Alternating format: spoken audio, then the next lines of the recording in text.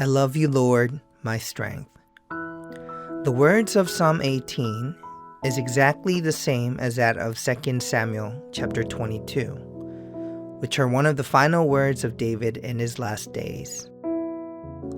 The only difference is the verse, I love you, Lord, my strength, added onto the first verse of Psalm 18. Thus, it can be said that David had carefully and deliberately selected this verse as a title and confession representing the entirety of his life. In fact, in his life, David had vividly experienced countless times in many places when God had been his strength. Selah Hamaleketh was a place advocating God's strength which saved David from his enemies.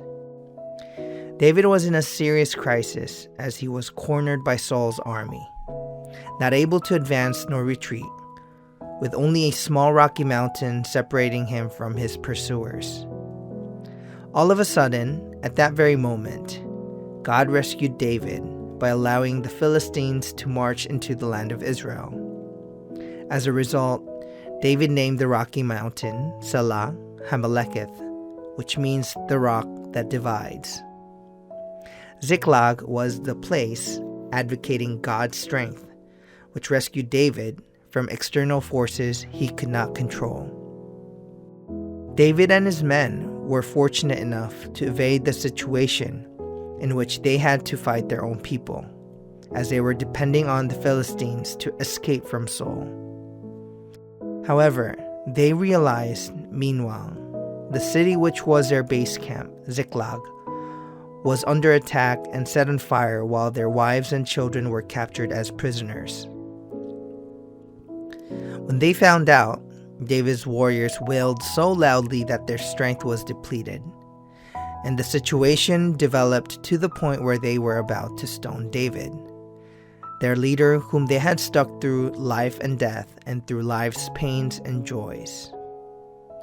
But at that very moment, God gave David inexplicable strength and courage so that he could boldly get back up on his feet, and as God had promised, they were able to regain everything with no casualties. Ornan's threshing floor was a place advocating God's strength, which rescued David from his sin's curse. Though David witnessed 70,000 people die in a single day due to the epidemic caused by his pride, he did not even attempt to go up and pray at the high place of Gibeon, where the altar of burnt offering was located, because he feared God's judgment. In response, God sent Gad the seer to David's palace. As a solution for the epidemic, God commanded David to build an altar in Ornan's threshing floor. Surprisingly, Ornan's threshing floor was the very same place where Abraham had sacrificed Isaac in the past. It was also the lot on which the temple was built during Solomon's reign. And ultimately, it was the very place on which Jesus' cross was lifted up.